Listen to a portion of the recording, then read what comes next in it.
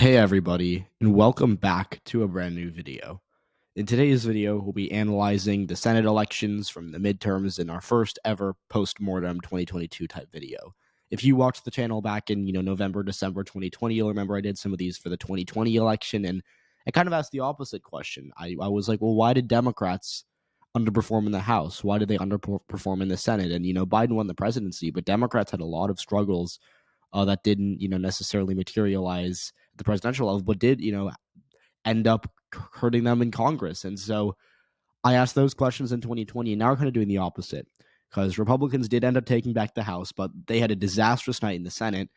And, their House majority is going to be very, very underwhelming. And Kevin McCarthy might not even have the votes to be Speaker. So let's just take a look at these Senate races and why Republicans ended up underperforming, where they underperformed the most, and what happened. So, first of all, there are a few races that I think are worth mentioning as places where Republicans either ran about even with expectations or where they actually overperformed. So, only a few races come to mind when you look at Republican overperformances. I think the first is the state of New York, where Chuck Schumer only won by about 13 points against Joe Pinion, despite the fact that he won by 40 in 2016. And I think most of that is that he became a more nationalized and polarizing figure, and his appeal to rural Republican voters from 2016 just evaporated because he was a much more polarizing figure as Senate Majority Leader. That generally happens, like in Nevada between 2004 and 2010. Harold Reid's performance has just collapsed because he became a more controversial figure.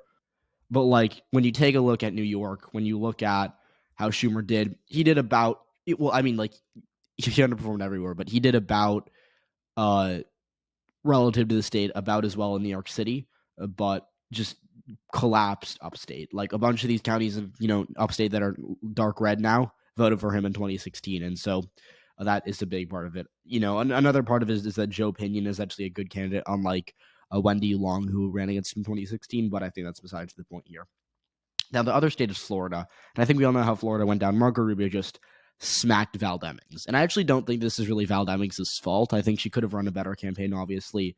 But look, right, Val Demmings, she had to deal with a just completely incompetent state party. The Florida Democrats are the worst state party by far, whether it be Democrat or Republican. They have no turnout operation. They have a complete inability to,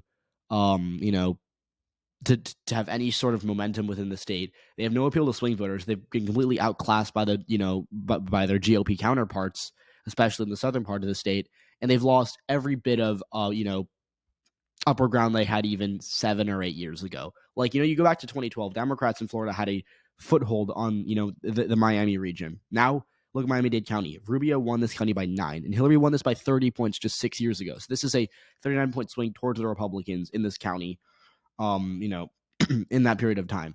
Look at Tampa. This is an area that has tilted Democrat in the past. Rubio won Hillsborough by 7. He won Pinellas by 7 as well. So that's a disastrous showing for the Florida Democrats. And finally, their turnout operation in Tallahassee, which, they ended up winning Leon County, but they had terrible turnout from there. Again, they only netted, 23,000 votes when they should be netting at least 40 or 50K, which takes away their statewide margin. And then Orlando barely won Orange County, which again, is the home of Orlando. They should be netting at least, 80 to 100,000 votes there.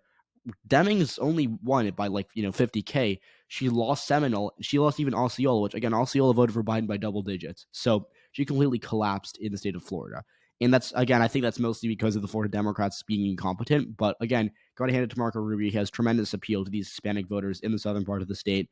He just truly was able to just appeal to every moderate voter. Again, exit polls show that, on top of there being a good Republican turnout, Rubio did fairly well with independents and moderates. So I think that Florida and New York are the two best GOP showings in the Senate races this year. Now, there is one state where I think Republicans did literally, or I think I should say maybe two competitive states, where they did literally about as well as I expected. So the first is Iowa. Not much to say here. Again, Ann Selzer's final poll nailed it. Selzer had Grassley up by 12, and he's going to win by basically that margin. Fairly underwhelming showing, kind of like Schumer. He became a lot more controversial over the past 6 years. He won by 30 in 2016, now going to win by only 12. So that's interesting. But again, there's not much to say there. Then Ohio. Ohio's interesting. So the coalitions were not what you'd expect, but the overall margin was. So Ryan loses by 6.5. He's going to lose by, I don't know the exact margin, but I think it's going to be, he got 46.8 or 46.9 or something like that. So I was pretty much right about this race. When you look at where Ryan did well and where he did poorly, it is just really weird because, take a look at how he did statewide. He outran Biden in essentially every county. Like, we know that, okay? But here's the thing. The part of the state where Tim Ryan's from, which is the Mahoning Valley, which I'll show you, is right over here. This area of the state actually went red. Trumbull, he lost by 8, and he lost Mahoning, his home county, by 4. Mahoning actually, as you can see, the only county to trend right that I can see on this, I mean, there's a few, but the only big county to trend right between 2016 and 2020. Vance did almost 2% better than Donald Trump. And that's pretty striking because, again, Trump did really well for a Republican in Mahoning, because Mahoning, again, is a county that's pretty blue down ballot. Again, Sherrod Brown went by 20 in 2018, and I'd assume Rich Cordray did pretty well there as well. And so the fact that Tim Ryan lost it as his home county while in a Senate race is just pretty embarrassing for him. But in fairness, he did do quite well in Delaware. He outran Biden in this suburb of Columbus that's growing pretty quickly. He held his own in Hamilton. He did fairly well in Montgomery. He also was able to flip Lorraine back to the Democrats. So I guess that's the consolation prize for him. But overall, the margin was about what you'd expect, about a 6-point loss for the Democrats in Ohio. But the fact that he didn't win Mahoning is just something I thought I'd point out. Now, the rest of this video will be looking at the core 4 plus New Hampshire, which are the races where Republicans vastly underperformed. They underperformed New Hampshire, underperformed in Pennsylvania. Georgia, they did, okay, but the fact that they lost that outright vote despite everything is still pretty bad. Arizona, just disastrous showing overall, and Nevada as well. So I want to start, we'll do this in geographical order, I guess. I think that would be best. In New Hampshire, where as you can see here, Maggie Hassan just destroyed Don Bolduc. And I think I had Hassan winning. I think a lot of the people who had Bolduc winning were pretty biased or unserious. I don't even think Red Eagle had Don Bolduc winning. But here's what I will say. Bolduc was supposed to get within 5. I had him down by, I think, 3 or 4. But he was supposed to make this at least, closer than it was in 2020. And yet Hassan is going to win by 10 when it's all said and done. And she's actually going to outrun Biden, I think, in all but one county, I believe. Yeah, it's going to be, I think, it's going to be every county. So clearly Hassan did really well. And I think, when you're looking for a root cause of this, I would say the first thing to take into account here is that Hassan is a more moderate Democrat. She clearly is, someone who I think knows what she's doing in terms of campaigning and appealing to these moderate Republican voters. And, her operation was focused on kind of getting that bipartisan support, whereas Bolduc, he got triaged by Republicans, 6 weeks before the election. They came back to town 2 weeks, but it was too late. And finally, and I think most importantly, Bolduc was branded as a super pro-life, election denying right winger, and Hassan was able to just control the airwaves. So I think that in a modern state like New Hampshire, that doesn't tend to like a lot of that firebrandy stuff that Hassan was accusing Bolduc of doing. That did not go over well. Now, Pennsylvania, this is a state where it was just an unmitigated disaster for Dr. Oz and the Republicans. So let's talk about some of these exit polls here, because they are really, really interesting when you look at how they ended up happening. So let's go Senate. Let's go to the state of Pennsylvania here. If they do have it, that's good.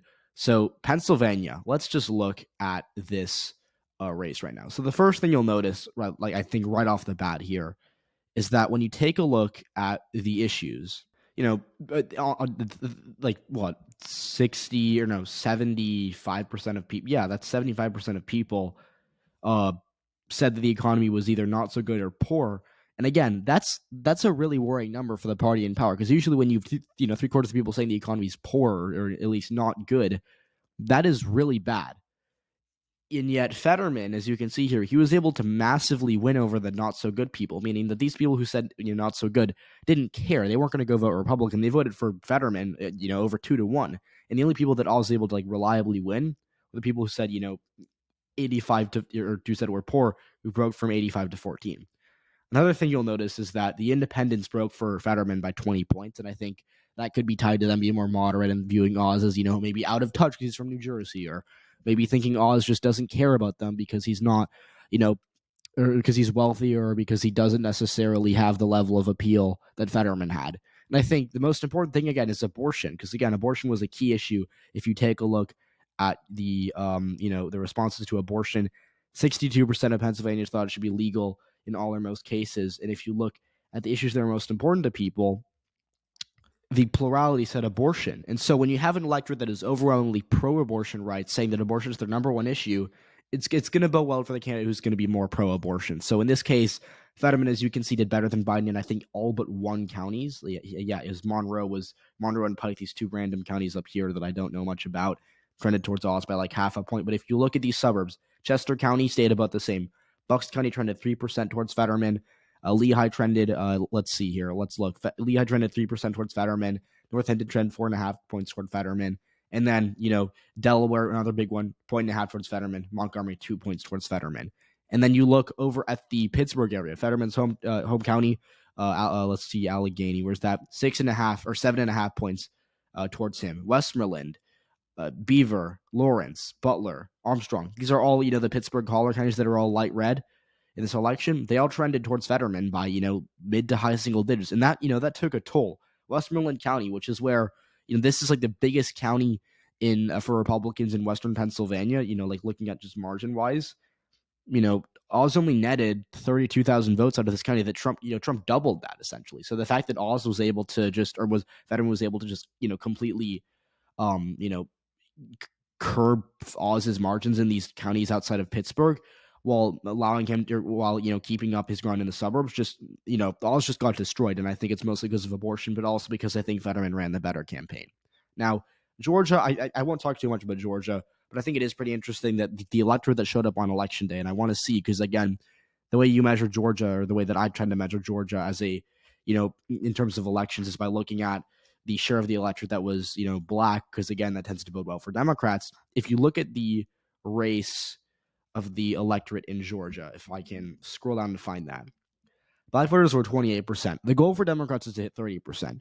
And the fact that, Walker the fact that Walker not only didn't win outright, but the fact that he lost the vote by a plurality with an electorate that was only 28% black is just really bad for him. And I think that bodes poorly for him in a runoff, because again, runoffs tend to have a bit more black of an electorate. So I think that's just a big warning sign for the Republicans in Georgia, although I won't say it's bad yet because they haven't lost the race yet. But anyways, Arizona and Nevada, let's talk about these two states. So Nevada to me was just like, Arizona to me was just really interesting because looking at the full race results over here, because I do want to analyze that, Kelly's going to end up winning by about 5 points when it's all said and done, which is just a massive amount for a Democrat in Arizona. And he did this, like when you take a look at how well he did in the big counties, he won Pima by 26 points. This is, hundreds of thousands of votes cast, you can see. And Maricopa, which is the swing county, which tends to devote about a point to the right of the state, or to the left of the state, he won it by 6. And he netted almost 100,000 votes out of this swing county alone. And this county, by the way, was massively in support of John McCain, massively in support of Trump in 2016, or not massively, but it was, voted for Trump in 2016, voted for Mitt Romney by big margins. And, here it is, and it netted 100,000 votes for Mark Kelly, which is just, when you're running as a Republican in a county that's historically been leading towards Republicans and you lose it by 100,000 votes, that's just, insane. And it, makes a big gap for you to make up statewide. And look, Masters did all right in these rural counties over here, but he still underperformed Kelly, or he still underperformed Trump by like 15 points in Greenlee, which again is small, but it's still pretty crazy how much he underperformed there. He did terribly in Cochise. Kelly cracked 43 there, and Biden lost it by like 20. And he almost lost Navajo, which again is a county that he should have won comfortably. And like the only county where I think he did like decently well were these rural counties over here. And so when you look at all that, Kelly did better than Biden in every single county. And it's mostly just because, quite frankly, Masters is just not, I think, necessarily like the best candidate. And I mean, to be blunt here, I think Masters just did not give off a good vibe. Excuse me, I cannot talk today for some reason. And I say that because, first of all, I think he was off-putting, regardless of whether you're a Democrat or a Republican. I think a lot of the ads he shot, a lot of the things he said, just did not necessarily seem to be, the most appealing or the most charismatic. Whereas Kelly kind of just, Kelly didn't talk about policy because Kelly's votes were very pro-Biden. Kelly, was, in support of a guy not very popular in Arizona right now. But Kelly mostly made it about him versus Masters personality-wise. And Kelly, I think, made himself appear more likable than Masters. And at the end of the day, that's a matter in Arizona, because independents, if we look at these exit polls, they were just huge for Mark Kelly in the end. Republicans were pretty strong for Masters. Democrats obviously did well for Mark Kelly. But if you look at how independents voted by party ID, they broke for Kelly by 16 points.